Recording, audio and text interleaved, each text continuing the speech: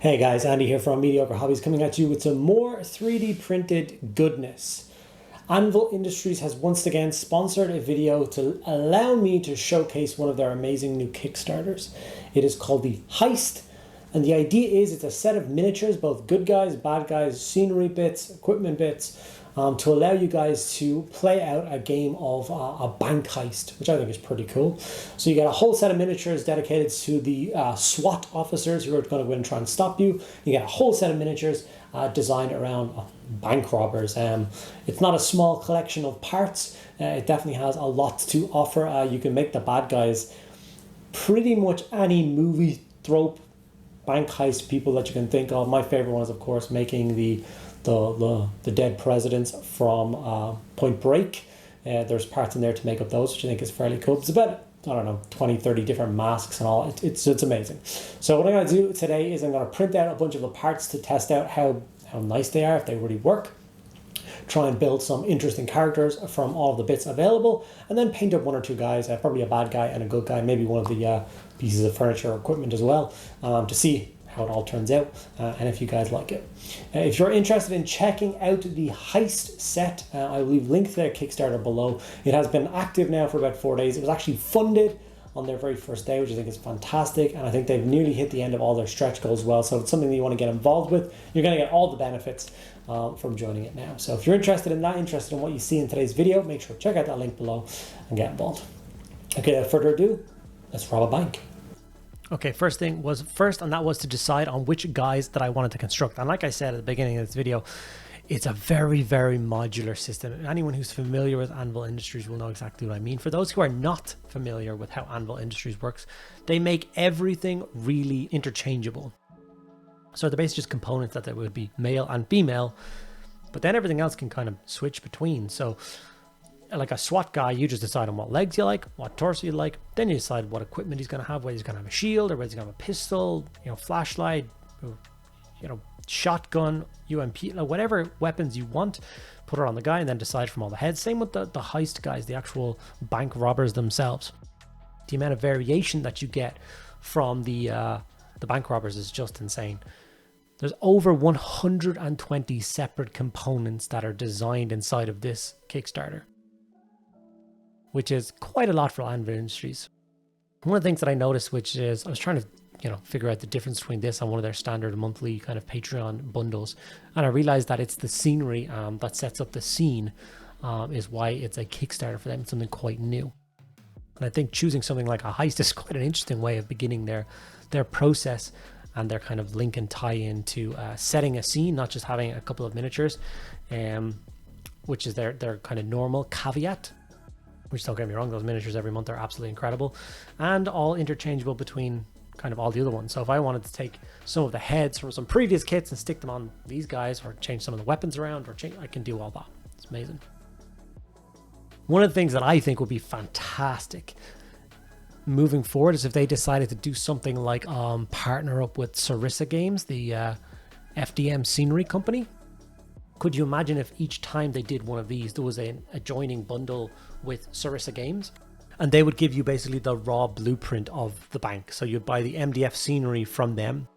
And then once you take the lid off of that, there's literally all the different spots where you're supposed to put the parts from this. So for instance, if it was something like this, you could have the bank outline.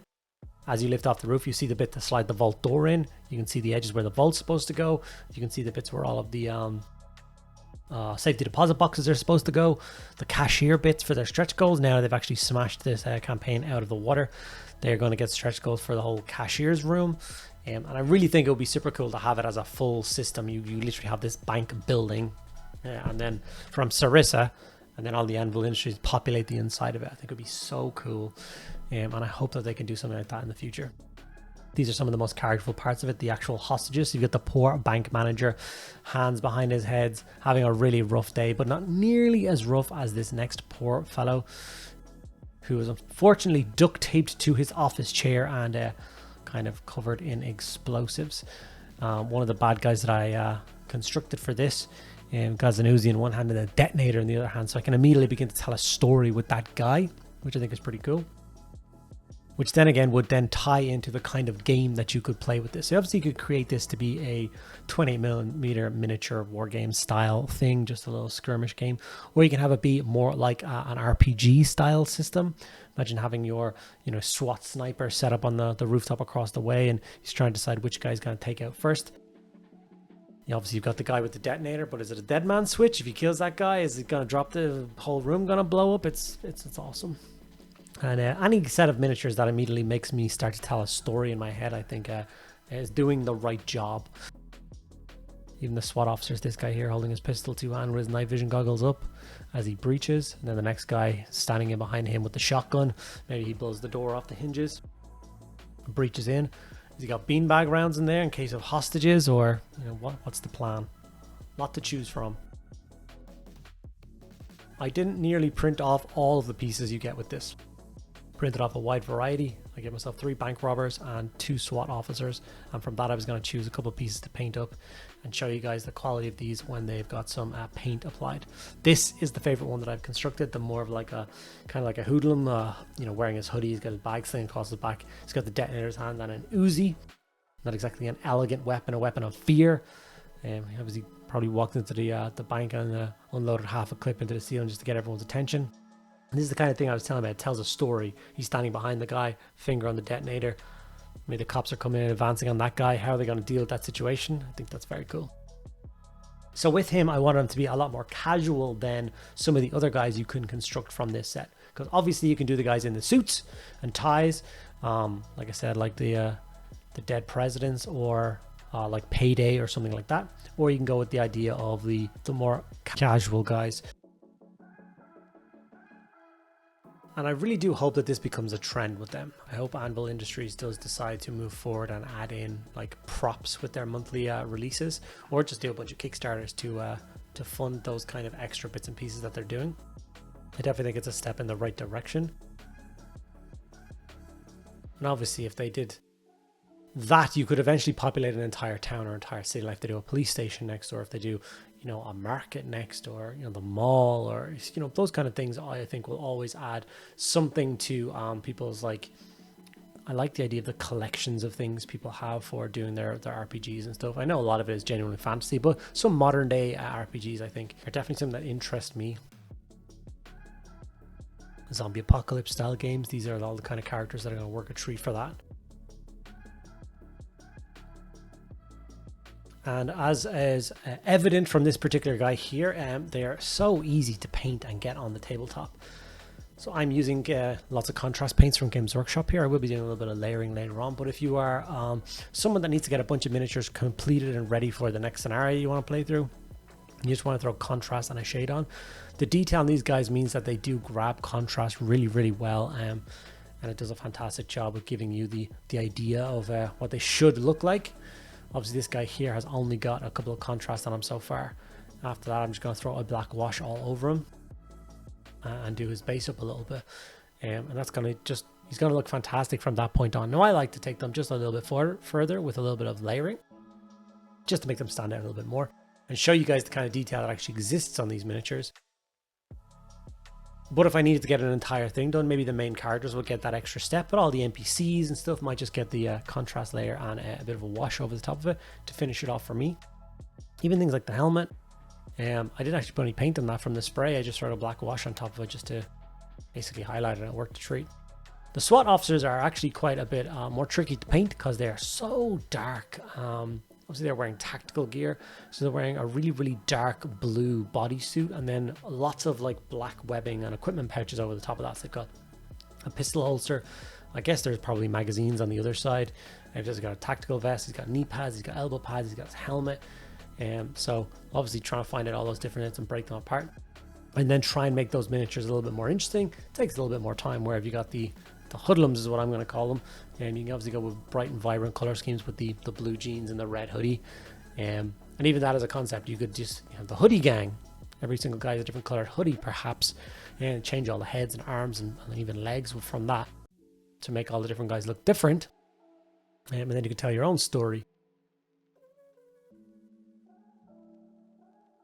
I got swept up in painting this guy in particular. I really did enjoy him. He was definitely for me the standout piece that I've constructed so far from this kit.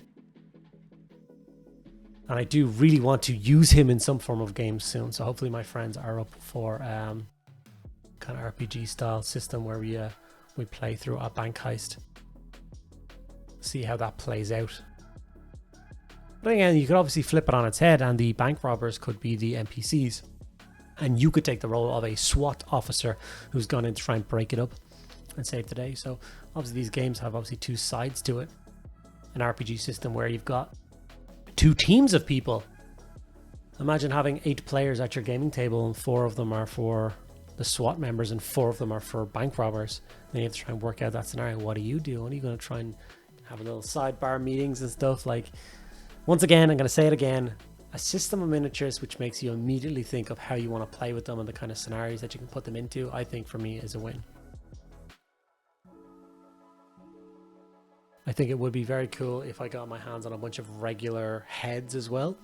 The idea of you discarding your mask and having a normal head underneath that, so you just magnetize these heads and swap them in and out, I think would be super cool.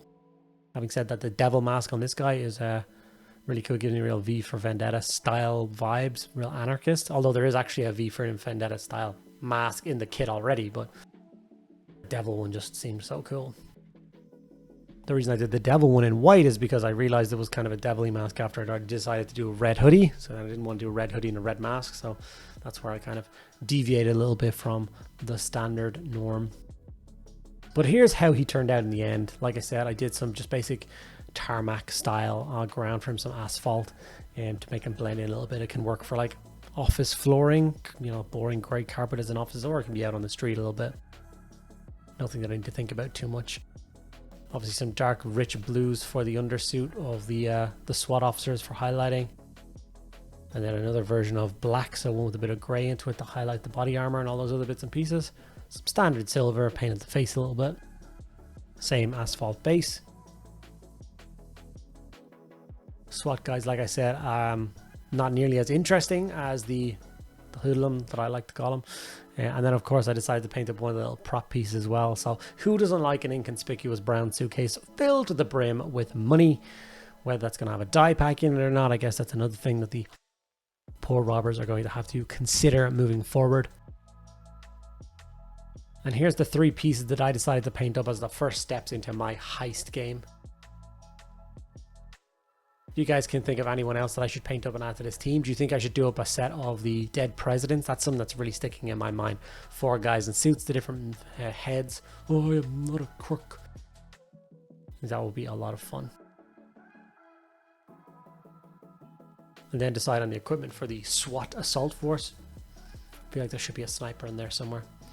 I've taken a couple of high-res images so you guys can get an idea of some of the other components. So here's the poor guy duct taped to the chair with his captor, and of course here's him with the bank manager himself. I just laser cut out some bases to stick them onto. You can obviously use any 28mm bases or smaller or whatever you want to do. An example of the vault door with, once again, that poor sap locked inside, and one of the dead presidents there with another SWAT officer. And I just can't wait to get stuck in and get some more painting done in this awesome set. Okay guys, we are back, and what can I say except Anvil Industries once again does not disappoint on their quality.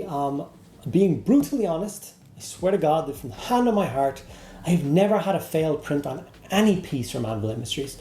Their pre-supports, when they actually design things and support them, they are absolutely fantastic. And I finally realized why I get nothing but successes with them while I was cleaning them up this time around is they have, I don't know, let's say there's 20 tiny supports holding a miniature in place. Then there'll be one, what I like to call anchor support. So one of them will be quite a bit thicker, and that basically helps to hold the piece to the build plate a lot better. And then all the little supports hold everything in place from there. So it's a fantastic system. I love it to bits, and the quality speaks for itself. Hope you guys are enjoyed this video into the world of Anvil Industries, The Heist. As I said at the beginning of the video, if you're interested in that, I will leave links to their Kickstarter below. Huge thank you to them for sponsoring today's video and letting me play around with their cool miniatures. I really enjoyed painting up the hoodlum guy with the red hoodie and the jeans on with his Uzi and his detonator. He was definitely my favorite miniature that I've constructed out of all the parts so far. But there is another guy in there that I have plans to use some of their older kits, take some of the parts from them, add them to this guy, and create a John Wick character. The guy that I made up with running with the 2 pistols, I definitely think I can make him look like John Wick, and then I can have an amazing character to use in future games. If you enjoyed this video, guys, make sure to give it a like. Ask me any questions you want in the comments below. I'll answer each and every one of you guys. If you're not already subscribed to the channel, please take 2 seconds out every day and hit that subscribe button. It really does make a huge difference. Big thank you to all my patrons. Without you guys, I would not be able to continue doing this, so big thank you to you guys. If you want to check that out as well, it's linked below. Thank you guys so much for sticking around to the end of the video. I'll see you in the next one.